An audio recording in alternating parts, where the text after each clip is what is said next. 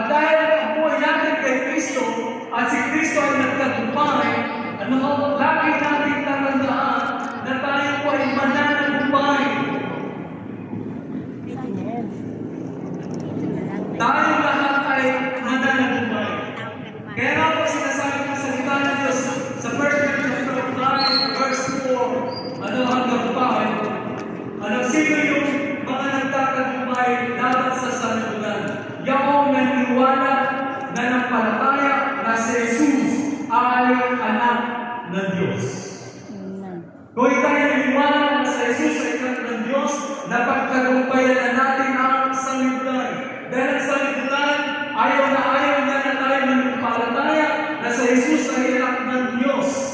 Gusto niya na tayo mapahamak. Dahil ang sanlibutan, sabi ng salita ng Diyos, ay pinaghahalian ng masamang espiritu. Pinaghahalian ng diablo.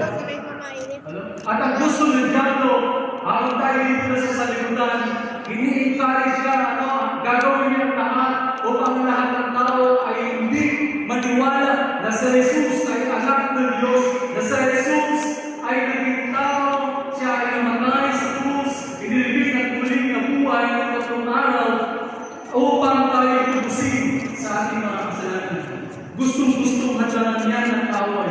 Pero the moment na nampalataya ka kay Jesus, na siya ay anak ng Diyos, sinasabi ng kanyang mga salita, tayo lahat ay mananagumpay.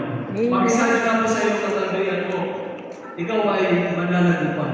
Ikaw ay mananagumpay. Hindi ka talunan. Hindi ka talunan. Amen? Palagpanan natin ng Panginoon. Hallelujah!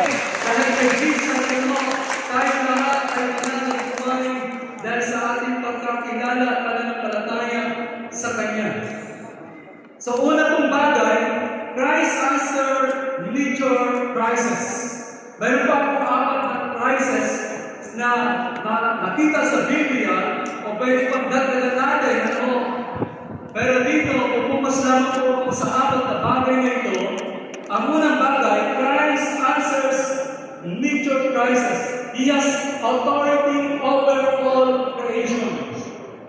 Tatandaan natin, even sa ating kaligtasan, even sa init ng panahon, even sa El Nino, La Nina, even sa bagyo o anumang natural calamities, tandaan natin, ang Diyos ay may kapangyarihan sa kaligtasan.